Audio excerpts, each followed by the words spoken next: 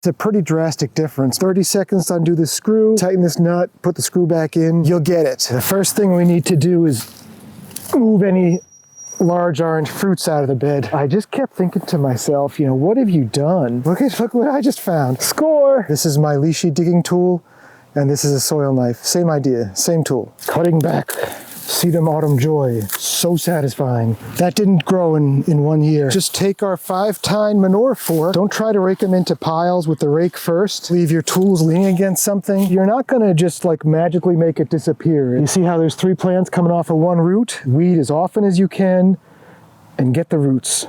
Hey folks, how you doing today? Well, I am back again and we're getting into the home stretch with this job. I've got 1 bed over here where I basically just want to go through and cut back the perennials. Then I want to go through and weed all the thistle out. Once I do all that stuff, I can pretty much bring my dump truck, throw everything in the dump truck, come back 1 more time, and cut a fresh edge. It's a pretty drastic difference. I put a video up about maintaining your Felcos. In the video I talked about you just put the nut on here hand tight, and that is what I'm gonna say. But I was using my Felcos this morning to cut back some perennials, and the cuts were kind of rough, like it wasn't cutting through the perennials all the way. Basically, you just take the screw off that holds the lock for this nut, tighten this nut a little bit more, and then put the lock back on. And you might have to fuss with it a bit your first few times, or for me, after doing this for years, you know, you might have to fuss with it, but if it's not cutting cleanly, you can adjust the tension on this nut. If the tension's too tight, your Felcos aren't gonna slide smoothly. If it's too loose, you're gonna be able to like wiggle, you know, your Felcos. You'll feel wiggle between them. And it's just a matter of feel, and it takes time. Don't beat yourself up if you don't get it right. You'll tweak it. It takes all of, 30 seconds to undo the screw. You tighten this nut, put the screw back in, you'll get it. Okay, the first thing we need to do is move any large orange fruits out of the bed. Before we get too much farther, I do just want to show you this plant right here. This comes into bloom late summer, early fall. And I had a job where somebody had an overgrown garden, and this plant grows in the wild here. So this is a source of pollen for bees later in the fall.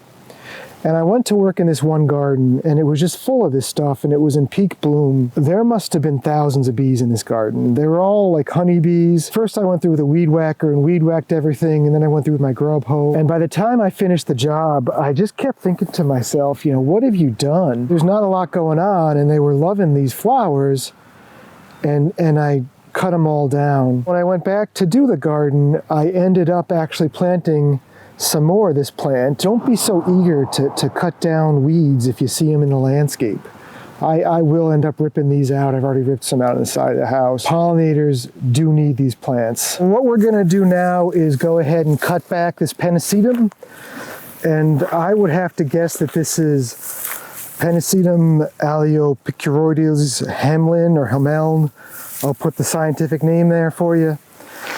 But, you don't have to cut these back early fall like I am. I just want to get them out of here so I can get any weeds that are under them. And honestly, back in the day, I'd leave them all winter. But what happens with these grasses is by the springtime, after all the snow, they get matted down. And then it's just like just a mess to prune them out. So, you can prune them anytime from late fall to early spring. The decision's really yours. They are gorgeous. If we get some snow with the dwarf fountain grass here and the sedum, it's beautiful. But when you come back after the snow, it usually ends up turning into just a wet mess, and it's a real pain to cut back. So, that's up to you. Look what I just found. Score! So I found somebody's soil knife. I want to show you this. This is funny. I may have talked about this before, about this company. Can you see this? A.M. Leonard. That is hilarious. So this is, this is my leashy digging tool, and this is a soil knife. Same idea, same tool. That's funny. With the ornamental grasses, if you've got a lot of them, the best tool to use for this is a hedge clipper. If you've got a little of them, the best tool to use for this is just use your Felcos. You know, people have different types of clippers. I think I mentioned I don't really plant this stuff too often. Let me move to the other side.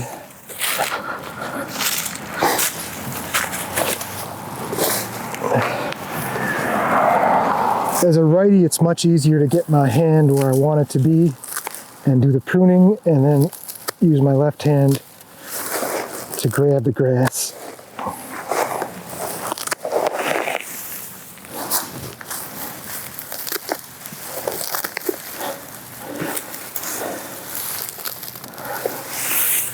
So you're just going to basically cut this back, make a mound out of it. Make a mound maybe, I don't know, 4 to 6 inches high. And then it can just grow out in the spring.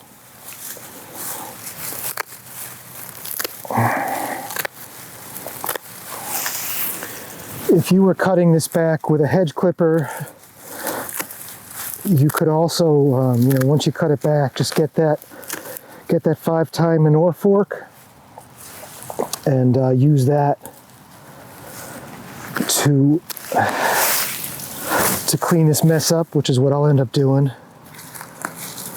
Thistle. For just a few dwarf fountain grass, the pruners are really all you need.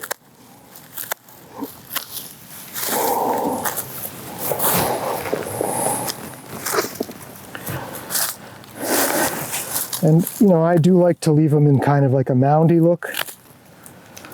I think it just looks neater.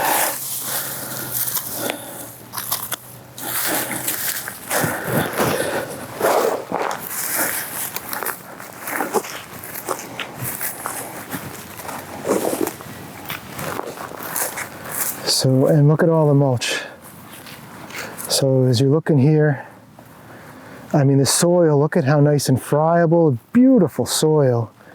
And then it's just got this mulch on top. So when we're done the job, you know, we can just stir the mulch a bit. No need to add more. What you'll notice with these over time is they'll start to die in the center. So that, you know, they'll get bigger and bigger and bigger, and you'll have a hole. So what you can do is take that nursery spade I showed you and first cut all around the plant, and make sure you cut a lot of the roots, because these grasses, man, their roots are crazy. And then pop the plant out, and then you can cut it into quarters. I mean, sometimes you can get like 8 or 10 babies out of this, but you can cut them into smaller pieces and then just plant one piece back where the plant was, and you can either just throw the others in the woods or put them in the garden. But they'll just keep getting bigger and bigger and have that hole and get kind of unsightly. And if you've ever dug one of these up to divide them, I mean, it takes some major work. So just, you know, take it easy. Don't hurt yourself. So then with this this sedum, which I believe is autumn joy, again, it's a beautiful look with the autumn joy sedum and the dwarf fountain grass. But right now, I just want to get everything cut back, see if I find any more tools in the garden, get the weeds, and just move on. So with sedum autumn joy, all you want to do is just cut them all back. I don't know, what is that? Maybe 3 inches, 2 or 3 inches above the plant. Then we got a little baby one growing there.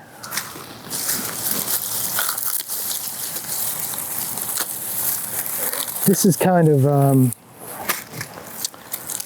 cutting back sedum autumn joy. So satisfying. But it's very satisfying. You know, it goes pretty quick. You just cut it back, and then you're all set. And if I were doing this In the real world, I would just go right from one plant to the next and just cut them back.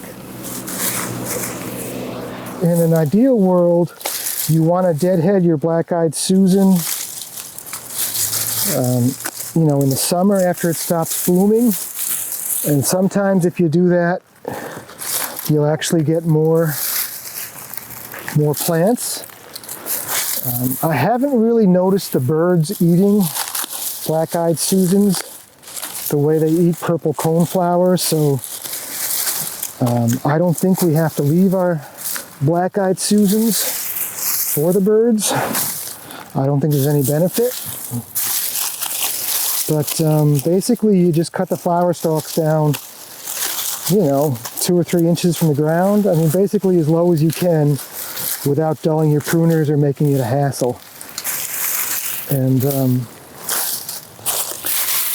they look a lot better once you do that. Oops, that was thistle, which is why we're wearing gloves. And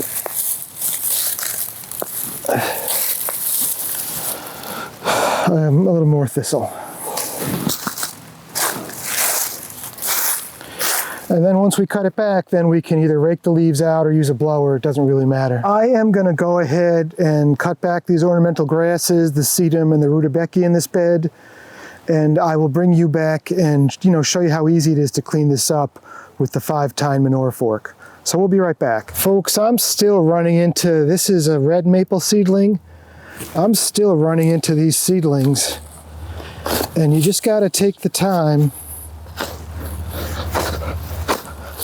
to get in there and get the roots. And I guess I should say, if you're in the trade and you're looking at a job and you see stuff like this, you know it's going to be a lot of work. But if you're a homeowner, the good news is it just takes a little more time. I mean, that's got a really thick root in there.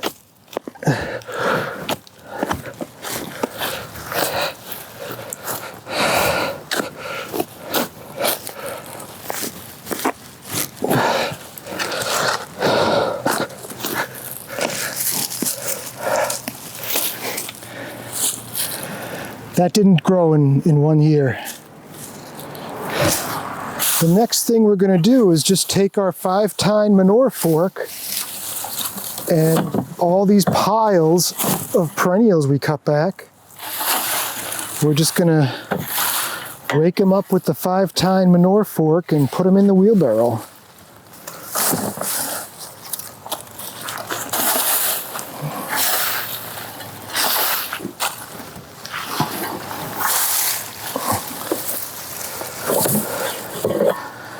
And I think I said this in another clip, but don't even bother using a rake. Don't try to rake them into piles with the rake first. You can go back and get the fine details later. Right now, you just want to get the big stuff.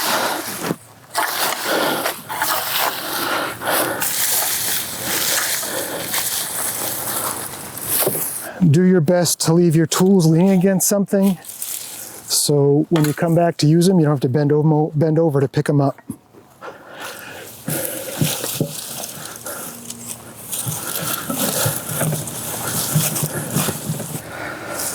Grasshopper. And then if you're close enough, you can just pick the stuff up and throw it right on your truck or right in the junk pile. We got all the perennials cut back. We got a few more saplings out of here. And before I go through with a leaf rake, and do a fine raking, I will go through and see if I can yank some of these thistle, which all we're really doing is getting the stuff on top. Thistle has roots that grow underground, and even if you pull the top, the roots are going to be there. So you can't just think you're going to yank thistle once and it's going to be gone. To take care of thistle, you really need to, over the course of months or years, the second you see a baby thistle, pull it.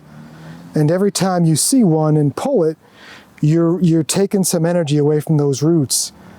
And eventually the roots are going to give up. This isn't going to be like a, you know, one pulling and that's it. It's going to take time. We'll go through, and any thistle we see, or, you know, like maybe some of this black-eyed Susan along the sidewalk, I may thin out some of the black-eyed Susan, and then I'll go through and do a hard raking. But right now it's lunchtime, so I'm going to take a break and grab some lunch. I just wanted to talk a little bit about removing thistle. And as I mentioned earlier, thistle has underground stems, and it just kind of spreads by these underground stems and just keeps popping up all over the place. You're not going to just like magically make it disappear. It's going to take time. Because even if we pull all this thistle, the stems are still going to be under there, and they're going to want to keep popping up and bring in more plants. The way you're going to take care of thistle is, first off, you're always going to wear gloves when you're pulling it. You need to kind of go through and weed the whole bed with your soil knife and try to get as much of the root as you can. And what you'll notice is the roots will go in the ground and they'll kind of spread. So depending on how early you get it, you know, with all weeds, the sooner you get them, the easier. But you'll try to get in there and get as much of that root as you can.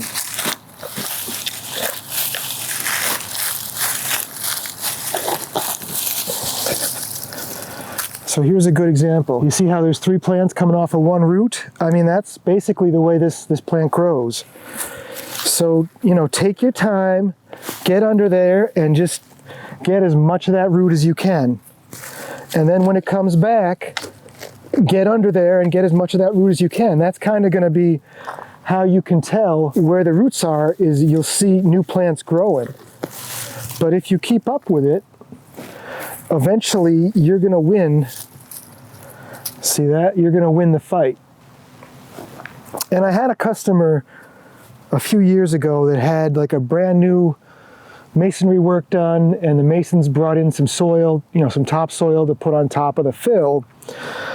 And there ended up being some thistle seeds in the fill. And it was an area, you know, probably 4 feet by 4 feet that was just full of thistle. I used this method and planted a new landscape, and the thistle came back the next year, but after 2 or 3 times, it just stopped coming back because I got it all. So just, you know, just keep with it. And this soil here is so nice. I think I mentioned this land used to be an orchard. But, you know, you can really get your soil knife in there and dig them out. The more the roots you can get out, the better. But, you know, within reason, you don't want to spend half a day digging out one piece of thistle. That's the trick for thistle, and pretty much all weeds, is get the roots. I know we already talked about dandelions earlier in the series, but I get kind of excited when I see dandelions because I know all I got to do is pull them once and they're going to be gone. So all you got to do is just get your soil knife deep down under the root and pop that root out.